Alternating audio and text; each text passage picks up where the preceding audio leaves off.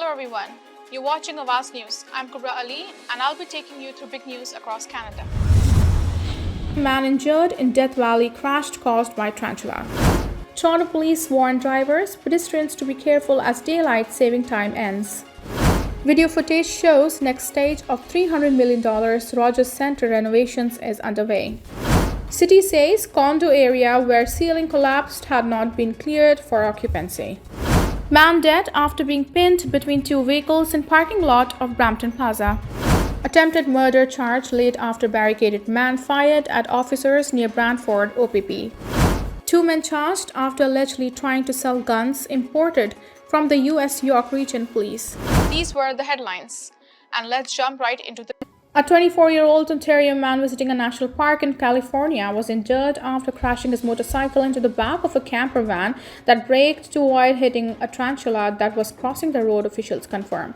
In a news release, the National Park Service (NPS) said that on the afternoon of October 28, a couple from Switzerland braked suddenly to avoid hitting a tarantula that was crossing the highway in Death Valley National Park. A 24-year-old Canadian man subsequently crashed his motorcycle into the back of the couple's rented camper van. A spokesperson for the NPS confirmed to Awaz News that the man, who is from Newburgh, Ontario, west of Kingston, was transported to Desert View Hospital in Panama. His injuries were not believed to be life-threatening. Despite it, the NPS said, walked away unscathed. According to the NPS, tarantulas live mostly underground in burrows, but most often resurface in the fall when some males leave the burrows to mate. Tarantulas are slow-moving and non-aggressive, the news release continued. A tarantula's bite is reported to be similar to a bee sting and is not deadly to humans. The NPS cautioned motorists to drive slowly, particularly when going down steep hills in the park. Changes are coming to the Rogers Centre. Video footage taken on Friday shows the construction is underway on a major overhaul of the 100 level of the stadium. In the video, the inside of the stadium is almost unrecognizable as construction crews take over the playing area and begin to demolish the existing seating. Earlier this year, the stadium announced plans for its second phase of renovations, which could include the full demolition of the 100-level seating bowl and changes to the clubhouse and player facilities. Representatives for the stadium shared that the new seats would be installed from foul pole to foul pole, with the aim of improving sightlines for concert goers and baseball fans, as well as adding legroom, cup holders, adjustable armrests, and handrails in every aisle. Our goal from the onset of renovations was to transform Rogers Centre from a stadium to a ballpark, said team president Mark Shapiro in July. By completely rebuilding the 100-level seating bowl, we are introducing an authentic ballpark viewing experience with sidelines designed specifically for fans to enjoy Blue Jays baseball. The renovations follow similar changes to the Rogers Centre's 500 level, which brought new seats, patios, and party areas to the stadium. They're expected to be complete prior to opening day. City officials say the portion of a new condo building where a ceiling collapsed Wednesday had not yet been cleared for occupancy.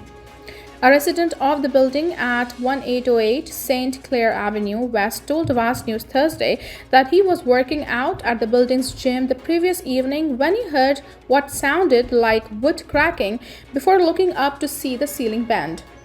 He managed to alert one other person using the gym, and the two fled before the ceiling came crashing down.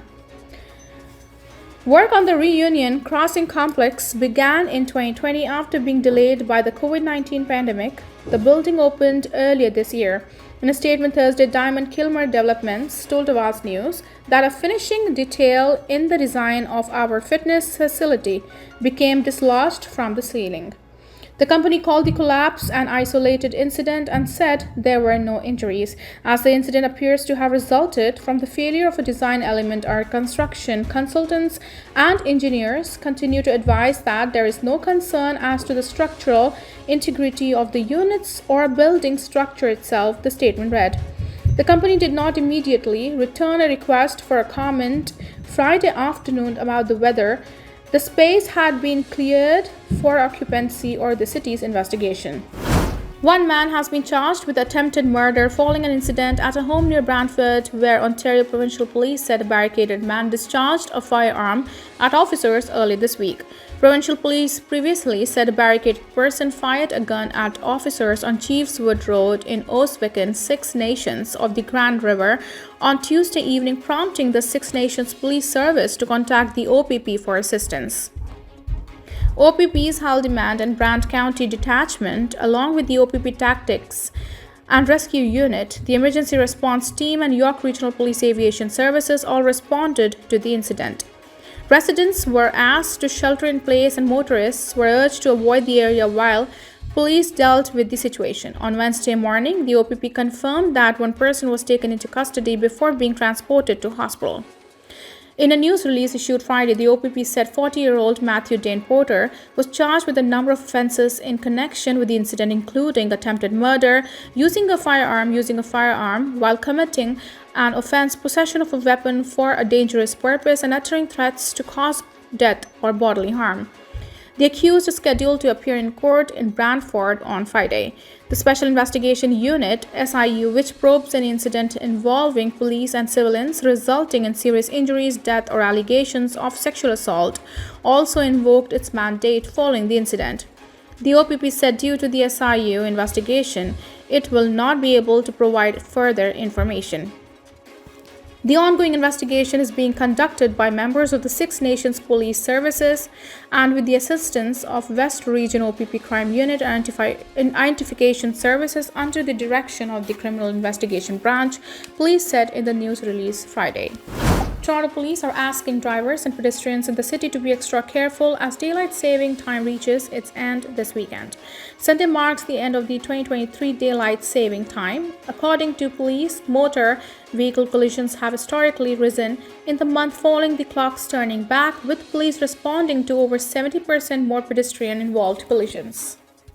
Police say that so far in 2023, 32 people, including 20 pedestrians, have been killed on Toronto's road. 65% of killed pedestrians were under 65 years old. Most pedestrian deaths in Toronto have occurred on arterial roads or roads with wide streets with a wide volume of traffic, according to police. Police are asking drivers, cyclists, and pedestrians to remain extra vigilant as they travel throughout the city, particularly at crosswalks and intersections. Daylight saving time ends at 2 a.m. on Sunday, when all clocks will be set back 1 hour. Most digital devices and some appliance clocks will do this automatically, but some clocks, including those in cars or powered by batteries, will need to be reset manually. A man in his 70s is dead after police say he was pinned between two vehicles in the parking lot of Shopping Plaza in Brampton on Friday afternoon. It happened in the area of Main Street and Nanwood Drive near Steeles Avenue West at around 1:30 p.m. Speaking to reporters at the scene on Friday afternoon, Constable Richard Chin said early information suggests that the driver of a white Jeep was attempting to park when they, for some unknown reason, reversed quite aggressively into a parked car. Unfortunately, our victim happened to be walking between this car and another parked car when the Jeep struck that first parked car and pinned the victim, Chin said. The pedestrian was pronounced dead at the scene, he added. Chin said that the investigation is still in the preliminary stages and could not say if any charges are being considered.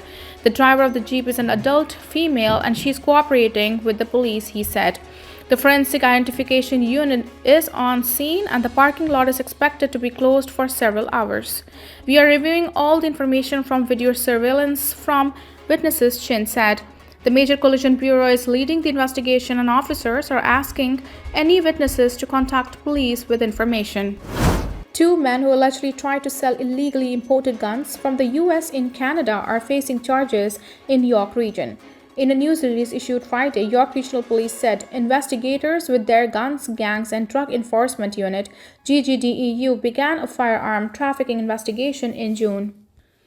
Over the course of 5 months, police said investigators identified Jemai Derrick, 21 of Markham, and Shota Makarashvili, 26 Toronto, as the suspects involved. Investigators say Derrick and Makarashvili were offering to sell the guns illegally imported from the US in Canada.